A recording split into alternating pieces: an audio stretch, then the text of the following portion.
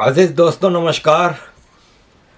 अजीज़ दोस्तों, पाकिस्तान के हवाले से काफ़ी गर्मा गर्मी है। आपके सामने रखने से पहले कुछ पर्सनल डेवलपमेंट के बारे में बता दूं कि मैंने अपनी जॉब शुरू कर दी है ड्राइवर की, और एज ए ड्राइवर मैंने काम शुरू कर दिया है लास्ट वीक से। ये है कि ज़ाहिर है अब मेरे जो ह्यूमन राइट्स के और ये जो सोशल मीडिया एक्टिविटीज़ हैं इस पे बहुत असर आएगा, लेकिन बहरहाल मैंने अपने तौर पे हर तरह से कोशिश कर ली। जब मुझे कहीं से कोई कंटिन्यूस सपोर्ट नहीं मिला, आप दोस्तों का सपोर्ट हमेशा हासिल रहा है, लेकिन बहरहाल जो सपोर्ट की मैं बात करता हूँ वो सरकार की तरफ से हो या फिर किसी बड़े बिजनेस ग्रुप की तरफ से हो जो रेगुलर हमारी इस कोर्स को सपोर्ट करता, तो मैं अपने काम को ज़्यादा तेज़ी से आगे बढ़ा सकता। लेकिन बहरहाल अब डिसअपॉइंटेड हो के मैंने मजबूरन वापस जॉब शुरू कर दी है, ताकि कम से कम मुझे अब लोगों से मांगने में शर्म आती है भाई, ठीक है ना। तो जिम्मेदारी मेरी है घर चलाना, वो मैंने जॉब शुरू कर दी है। इसी वजह से मैं एक कॉन्फ्रेंस हुई थी ब्रिटिश पार्लियामेंट में बलूचिस्तान की तरफ से, और काफ़ी ज़बरदस्त कॉन्फ्रेंस थी, लेकिन मैं उसमें भी नहीं जा सका। मंगल वाले दिन शाम को 5 बजे बांग्लादेशी हिंदुओं के लिए प्रोटेस्ट हो रहा है, जिसमें मैं जाना चाहता था, लेकिन चूंकि मैं उसको काम पे होऊंगा तो ज़ाहिर है फिर मैं नहीं जा सकूंगा। तो अब जो है वो आपके सामने है, लेकिन बहरहाल मैं अब अपने उस पर लग जाऊंगा। कोशिश की कि कोई स्पॉन्सर ही मिल जाए, सपोर्ट ना करे लेकिन स्पॉन्सर ही कर दे। कोई बिज़नेस ग्रुप है तो मेरे चैनल को सपोर्ट कर देता तो शायद मुझे ये सब नहीं करना पड़ता। एनीवे अजीज़ दोस्तों, खबरें ये हैं कि पीओके में मामलात हद से ज़्यादा ख़राब हैं। टोटल मीडिया एम्बार्गो है पिछले एक हफ्ते से, और ख़ास तौर पे पिछले 5 दिन से तो कंटिन्यूस पूरा पीओके बंद है। और अवामी एक्शन कमेटी वहाँ पे प्रेसिडेंशियल ऑर्डिनेंस जो लाया गया था और जो बेसिक सिविक फैसिलिटीज़ ना होने की उस पर तंग आके सड़कों पे आ गई है। इस पे मीडिया बिल्कुल बात नहीं कर रहा। पाकिस्तान का मीडिया आपको पता है कि डिक्टेशन पे टोटली चलता है। दुनिया में और जगहों पे भी डिक्टेशन काफ़ी हद तक होता है। जैसे अमेरिका के मेन मीडिया जो हैं वो डीप स्टेट की स्टोरीज़ को ही आगे बढ़ाते हैं, उनके ही दिए हुए डिक्टेशन पे चलते हैं। ऐसे कई देश हैं, लेकिन पाकिस्तान में तो टोटल डिक्टेशन है। वहाँ पे कोई खबर लगती ही नहीं है। अब ये पीओके बंद पड़ा है, उस पर कहीं आपको कोई खबर मिली है सिवाय सोशल मीडिया के? ये सोशल मीडिया तो वरदान है। और मेरे मित्र डॉक्टर ओमिंद्रा रत्नो जी मुझे कई बार ये बात कहते हैं कि ये सोशल मीडिया वरदान है, और वाकई आज के ज़माने में सोशल मीडिया ने मीडिया की जो मेन स्ट्रीम मीडिया है उसकी धज्जियाँ उड़ा दी हैं। और लोग मेन स्ट्रीम मीडिया की स्टोरीज़ पे अब भरोसा नहीं करते। सोशल मीडिया में भी फेक स्टोरीज़ बहुत चलती हैं, लेकिन स्टिल और सोशल मीडिया में भी ये है कि काफ़ी पाबंदियाँ और ये सब चीज़ें चल रही हैं। बहुत ही स्ट्रिक्ट कई कई जगहों पे हैं, लेकिन स्टिल सोशल मीडिया पे चीज़ें बहुत ज़्यादा क्लियरिटी के साथ आती हैं। हमारे ऊपर होता है कि हम उन स्टोरीज़ की रिसर्च करके पूरा वो करें। अब एक मिसाल है कि आर्टिफिशियल इंटेलिजेंस ने तो बुनियादें हिला दी हैं सबकी, और ऐसी ऐसी चीज़ें आती हैं कि आदमी सोचता ही रह जाता है। अब अभी जब ट्रंप साहब गए थे फ्रांस नोत्र दाम कैथेड्रल के ओपनिंग पे, जो कि 2019 में आग लगने से जल गया था, पूरा हिस्टोरिकल चर्च था, उसको रीबिल्ड किया फ्रांस ने। और उसमें तो ट्रंप साहब गए थे और जो बाइडन की बेगम गई थी, जिल बाइडन, दोनों बराबर बराबर में बैठे थे वहाँ पे।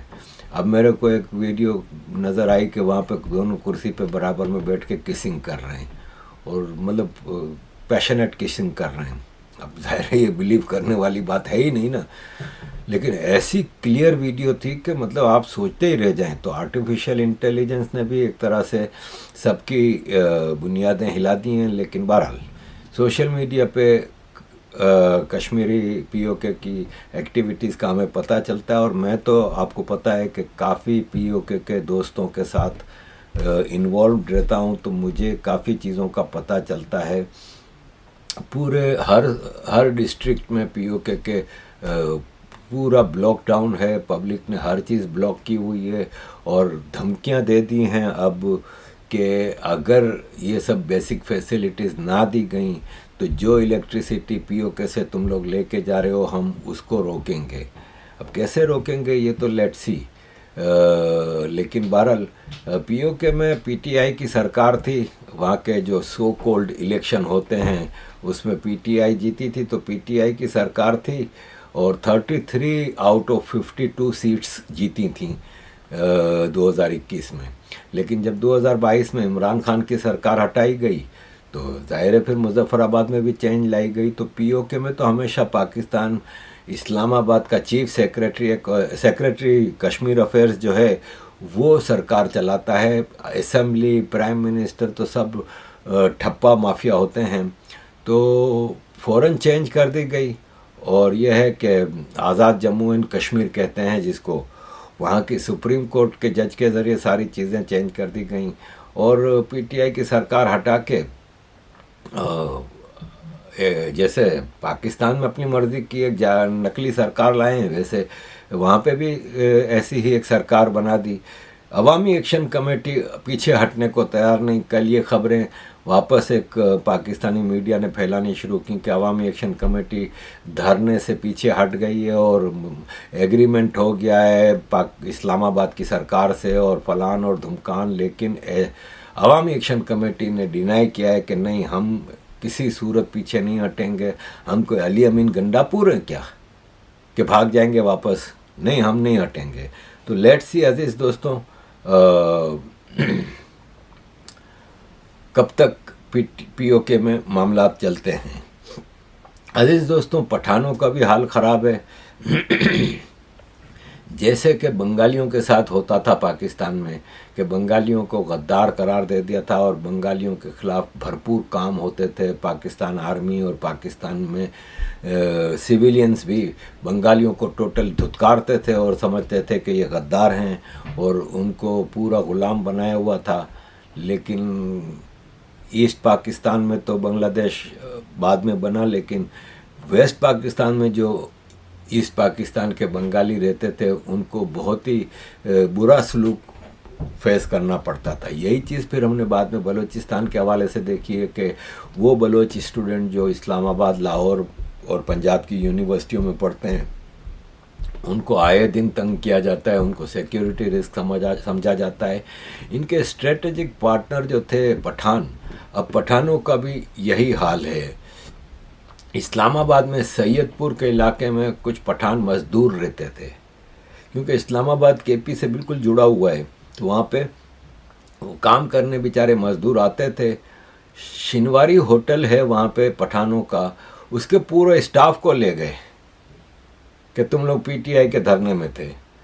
और अली अमीन गंडापुर केपी के चीफ मिनिस्टर ने लेटर लिखा है ऑफिशियली प्राइम मिनिस्टर शहबाज शरीफ को कि इस्लामाबाद में बेगुनाह पश्तूनों के साथ एक जुल्म हो रहा है और उनको टेररिज्म के केसेस में गिरफ़्तार किया जा रहा है, तो आप पूरी पख्तून कौम को गद्दार बनाने पे तुले हुए हैं।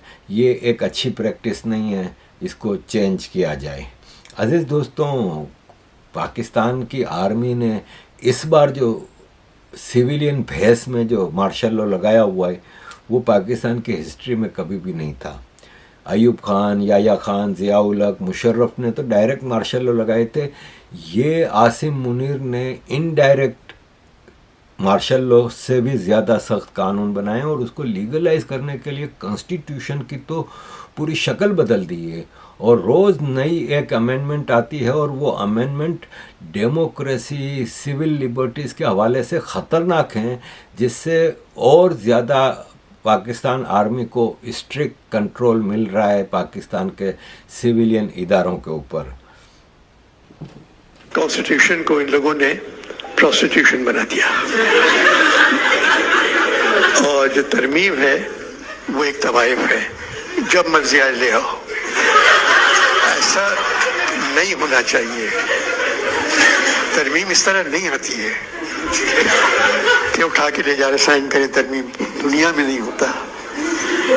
जितनी तरमीम आई हैं अब तक उसे महीनों लग जाते हैं। सबको पता होना चाहिए किस बात पे तरमीम आ रही है। ये अनवर मकसूद थे जो बता रहे थे कि कॉन्स्टिट्यूशन में तरमीम यानी अमेंडमेंट लाई जाती है, वो एक तवाइफ होती है और कॉन्स्टिट्यूशन एक ब्रोदल, एक चकला बन गया है वगैरह वगैरह। अनवर मकसूद वैसे तो ये एक 7-8 भाई बहन हैं जो हैदराबाद इंडिया से माइग्रेट करके पाकिस्तान आए थे। बदकिस्मती से जो पाकिस्तान में हैदराबादी मुसलमान आए हैं ना जो इंडिया से, वो प्योर आर्मी के एजेंट हैं और आर्मी ने भी इनको हमेशा से अपनी गुड बुक्स में रखा है। ये प्योरली एंटी इंडिया हैं। और ये अनवर मकसूद की बहन, जब मैं मेयर था, फातिमा सुरैया बजिया, वो बहुत बड़ी ड्रामा स्क्रिप्ट राइटर थी और पाकिस्तान की टॉप ड्रामा स्क्रिप्ट राइटर थी। इनके सीरियल्स का पूरा पाकिस्तान वेट करता था। और मैं जब मेयर था तो मेरे इलाके में वो रहती थी, तो उन्होंने मेरी कई बार दावतें की थी और अपने इलाके के काम भी मुझे बताती थी जो मैं करता था। तो अनवर मकसूद से मेरी वहाँ पे मुलाकात होती थी।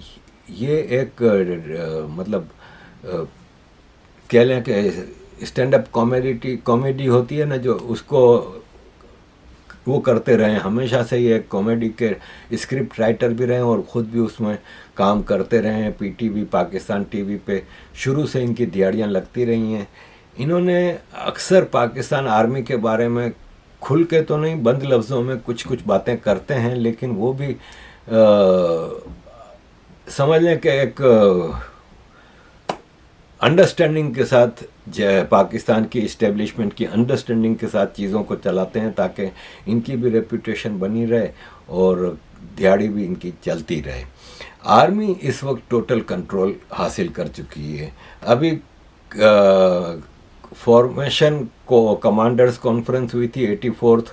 जनरल आसिम मुनीर ने इसको प्रेसाइड किया था और उसमें corps commanders, principal staff officers और सारे formation commanders of Pakistan army इसमें शरीक हुए थे। उसमें उन्होंने सिविलियंस को बड़ी बुरी तरह से लताड़ा है, ऐसे ही जैसे कोई एक जागीरदार, एक चौधरी होता है जो अपने कमी काम करने वाले जो होते हैं इसके, जो उनको लताड़ता है, इनको गालियां देता है। बस गालियां नहीं दी इन्होंने, बाकी उन्होंने ऐसी ऐसी बातें की कि हमें रोकना होगा पाकिस्तान आर्मी के ख़िलाफ़ जो प्रोपेगेंडा हो रहा है और ये और वो।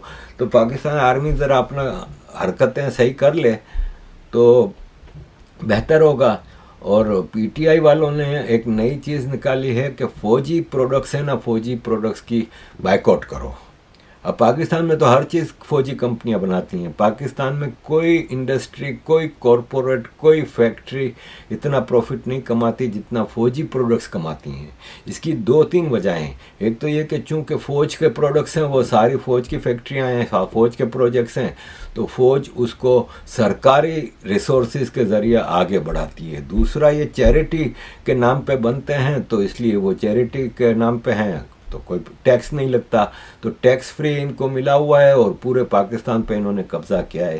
फ़ौजी प्रोडक्ट्स में सबसे बड़ी प्रोडक्ट है इनके हाउसिंग कॉलोनीज़, जो अस्करी, बहरिया, फ़ज़ाइया और पाकिस्तान आर्मी के सारे प्रोजेक्ट्स होते हैं जो हाउसिंग के होते हैं और वो महंगे दामों में बेचे जाते हैं।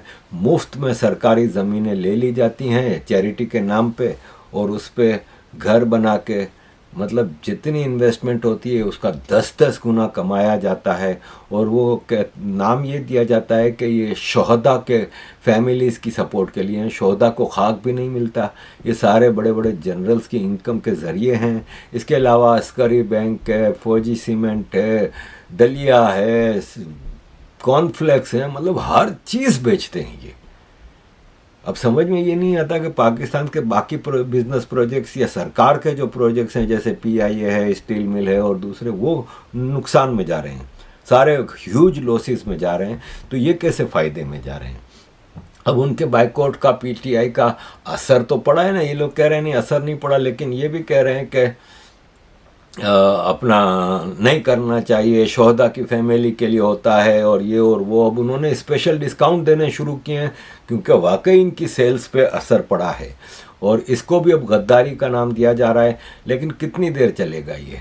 आम आदमी को भी सोचना चाहिए कि फौजी प्रोडक्ट्स की अगर बाइकआउट करना है ना, तो सबसे पहले तो आपको फौजी प्रोडक्ट्स, जो सबसे बड़ी प्रोडक्ट है वो पॉलिटिशियंस हैं, बिलावल भुट्टो जरदारी, आसिफ जरदारी, ये सब अयूब खान के, पीपल्स पार्टी तो अयूब खान ने के उसमें बनी थी।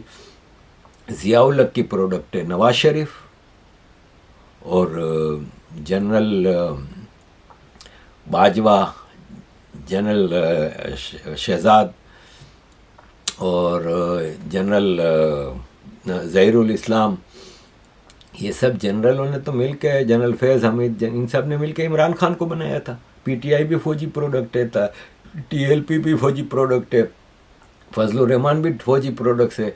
और ये जो एमकेएम के डाकू साले, चोर, मतलब एक तो चोर डाकू होते हैं ना, ये उचक्के हैं, अपने ही घरों को लूटा है इन्होंने, अपने ही घरों को।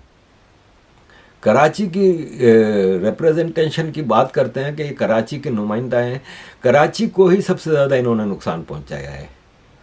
और यह है कि आर्मी का एजेंडा लेके चल रहे हैं, इनका बाइकआउट करें। ये हैं फौजी प्रोडक्ट्स। और आपने जो जिन्होंने घर लिए हैं, बेच दें उन्हें पौने दाम में घर अपने, लेकिन नहीं, ये बाइकआउट का भी कुछ दिन का ड्रामा है, ये सब चीज़ें सेटल हो जाएंगी। आर्मी का अपना हाथ कंट्रोल बहुत ही स्ट्रॉन्ग है। ये आर्मी की एक और प्रोडक्ट फैसल वावड़ा हैं, उन्होंने कहा है कि 14 दिसंबर से पहले फैज़ हमीद के मुतालिक गर्मा गर्म खबर आने वाली है। फैज़ हमीद आईएसआई का चीफ जो था, जिसने इमरान खान को सरकार दिलाई थी और बाद में भी आर्मी चीफ बनना चाहता था, जिसने तालिबान को अफ़गानिस्तान में सरकार दिलाई। फ़ौज के चीफ जस्टिस करेंगे, और फ़ौज के एक मजबूत आदमी जनरल फैज़ हमीद के ख़िलाफ़ जब एक ट्रायल होगा और उनको सज़ा होगी, तो फ़ौज में आइंदा कोई गद्दारी का सोचेगा भी नहीं। तो बात में दम है, क्योंकि शायद फ़ौज में अभी तक चीज़ें ऊपर नीचे चल रही हैं। फिर पठानों के हवाले से, जो पाकिस्तान आर्मी में पठान बहुत हैं, तो उनके हवाले से चीज़ों को कंट्रोल करने के लिए शायद कोई सख्त कदम उठा के फ़ौज के बाकी लोगों को भी एक लेसन दिया जाए। आज तक तो ऐसा हुआ नहीं कि किसी फ़ौजी को, इतने बड़े लेवल के फ़ौजी को कोई इतनी सख्त सज़ा हुई हो। लेकिन let's see, Faisal Vawda after all Pakistan army के एजेंट हैं, स्पोक्स पर्सन हैं, तो क्या खबर लाते हैं, let's see. Thank you very much अजीज़ दोस्तों for all your support, kindly keep supporting.